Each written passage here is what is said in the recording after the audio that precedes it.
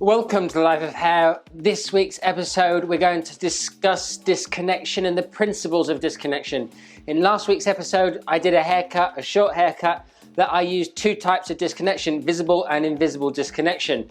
I didn't really go into the pitfalls and the wherewithals that you need to be able to use disconnection on your salon clients. But in this particular episode, we're going to use our lovely mannequin head here to explain why, where, and how we might use disconnection. So this is not one haircut we're about to do. This is lots and lots of different techniques all rolled into one thing. So I hope for you at home, you're going to take away some of these things, and I'm going to give you the tools to use disconnection on the shop floor, on your clients, and use them confidently. Disconnection is one of those scary words when hairdressers aren't all that confident about their cutting techniques, and they get worried about using disconnection on the shop floor, and rightly so, because it's a fairly extreme cutting technique or a creative cutting technique where two pieces of hair are obviously not attached, but it can be used very subtly or it can be used in a very extreme fashion. So the first thing we're going to look at on this particular mannequin head is slimming down the bulk of someone's hair using disconnection. So the first thing that we're going to take a look at is position of the disconnection. So where we place the disconnection on the head and how that might affect it. One of the areas of the head that we most need to focus on is the parietal ridge area on the head. This is the ridge that runs above the ear, and it's the curvature that comes away from the recession line. Now, say for instance we wanted to use a technique where we were going to slim down this bob shape or whatever shape you're going to cut. One of the best places to take it is through the center of the parietal ridge. One of the reasons for that is that when you then sit the hair over it, the shortest bits of the hair are curving away. One thing to note though, if the hair is particularly straight and you cut it super short, it might stick out from the head and you'll see it poking through any hair that may cover it. So let me show you an example of what I mean in this particular instance. What I'm going to do is retain all the length down here, and I'm going to cut a shorter panel in through there using a concave layer, short to long. I'm going to turn my fingers pointing up towards the ceiling. I'm going to come in below my fingers and I'm going to use a scooping action. This scooping action will ensure that I do not cut any of my exterior length away. Let's have a look at that section. This will in turn flatten the shape, and then when we put the hair over the top of it, we will have less bulk to deal with underneath.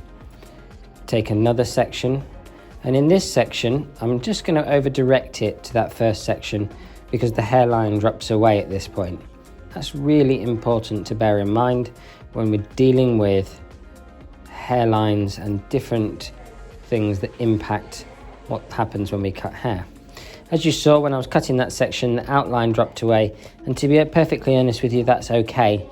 What we don't want to do is cut into our hairline. We want to retain all the length that is down here.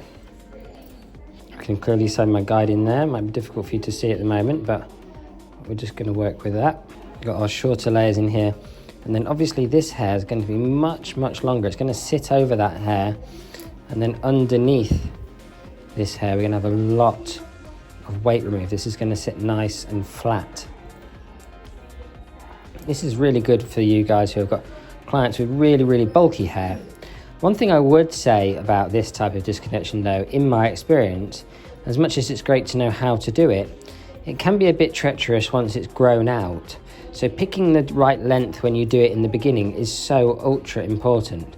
You really do not want to be cutting the hair too short underneath here, especially in the layers that run through the top of the parietal ridge. So that is one way of blending out through the sides. And then when we put the hair over the top of it, we will be able to see that there's a seamless blend between the two haircuts because of the length that we've chosen and the amount of hair that is covering. However, internally in here, there's a lot less hair, so it's a lot less bulky on the overall effect. Let's say an undercut at the back here. Now you can do an undercut in exactly the same way as we did on the sides previously. let's just section off for the sake of this haircut. Alternatively, we can do a slightly different thing. Now in the back area here, if we were going to use the same technique that we just did on the sides, we would want to section off through the center of the occipital bone. This would be another good place to section off from because this is the widest point of the head. Remember, we went through the center of the parietal ridge and we want to go dead through the center of the middle of the occipital bone. This would help us with our shape going against the head shape and sitting flatter and tighter. So a technique that I use a lot on my clients is undercutting at the back. So this is a great way of reducing bulk and weight throughout the hair. And this, again, is not all that easy to grow out. So you do need to give them the heads up if you're going to use techniques that are difficult to grow out. All disconnections can be fantastic tools providing your clients want them in the long run. They're definitely not whimsical techniques that you just throw in for fun, because there is a real commitment to removing them at a later date. So let's look at this, for instance. This is a scenario where we've got a client with an awful lot of hair, and you want to reduce the bulk of that hair down by quite a lot. There's a couple of choices here. We could completely remove this hair and have a very, very severe undercut throughout, but we could also do a technique that is not dissimilar to this, one that I am particularly fond of on a lot of my clients. We're going to pick a length on the hair that is going to ensure when we blow dry it, it lays completely flat to the head shape, but we are not going to cut all the way through to the outline. This is very, very important in this instance. This hair will now hug the head shape in tight, but we have left all the length throughout. This is another use of invisible disconnection throughout the haircut. Each subsequent section is over-directed straight out from the head shape, and we're going to cut a square line straight out.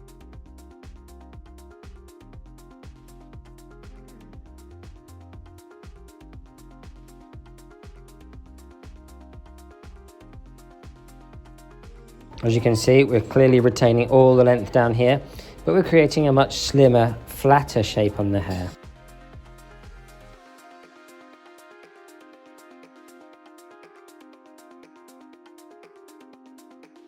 There we go. Now we can cover that disconnection with the hair that was from above, and we're going to create a lot flatter feeling in the hair when this hair then covers it and our perimeter is reasonably unaffected because this hair from the top is meeting the perimeter. If we look at that from the opposite side, we can now clearly see the differences between the two. I recommend with any disconnection haircut, you wrap dry it to finish. This will ensure the hair sits flat to the head and it will encourage what you were trying to do in the first place. So let's look at this right hand side as an alternative to what we just did. We're going to need to take the section lower this time because we're going to cut away the hair completely, and we're going to create an absolute undercut in this back section on this right hand side, and then we can look at the differences. The reason I'm dropping the section is when you drop the section, you'll indefinitely have more weight on the perimeter.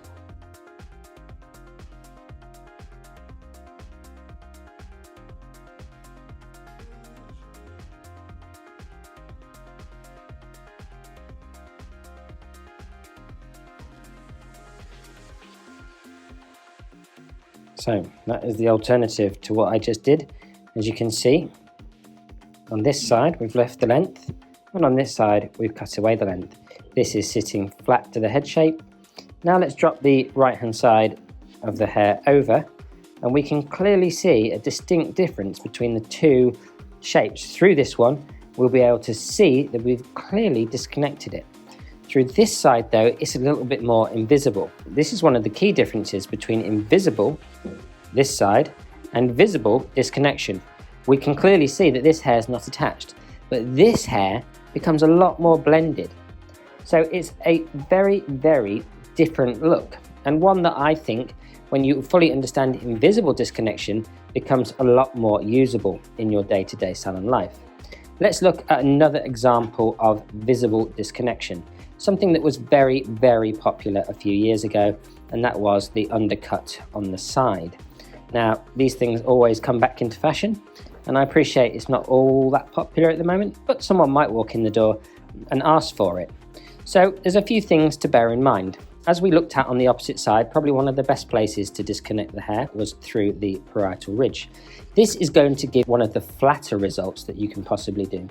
You can also come above the parietal ridge and through the hair this way. If you then cut this in very short, obviously the more hair you remove, the flatter the end result is. So if we imagine that we shaved all this away and dropped this hair over the top, there'd be a very small amount of hair covering it.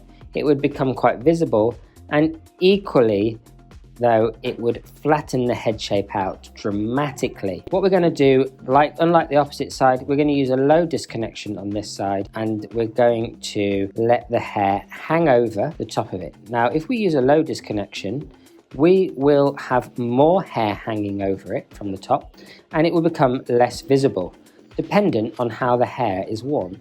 So if this is the area of hair that we're going to leave, it's still going to be pretty much exactly the same length that we started with, which is potentially a good thing dependent on how you want to use these techniques.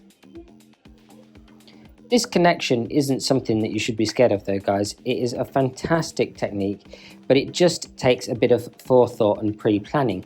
You can't just go around disconnecting hair willy-nilly. It just doesn't work like that, disconnection. So in this particular instance, I'm going to take this front quadrant to the back of the ear, and I'm going to cut it off super short, and we'll have a look at what effects that has on the hair once we've cut it away.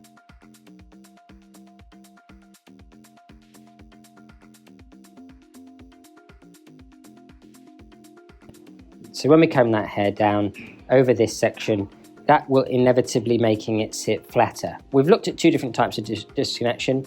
Invisible, that we did on this side. Visible, dependent on where the hair is worn on this side. In the back here, we've got visible disconnection because we can see through the hair, and we've got invisible disconnection because we've left the hairline softer. We've got one more type of disconnection here, and that would be where we choose to disconnect, say, the crown area to create more texture. I'm doing a very quick visual disconnection here. Through the crown area, I've taken a diamond-shaped section that goes from the highest point of the head to the middle of the recession, from the corner of the parietal ridge through to the other side. I'm going to then take this section, and this is going to be the quickest piece of disconnection you've ever seen, and I'm going to cut a section of hair that is 90 degrees from the head shape.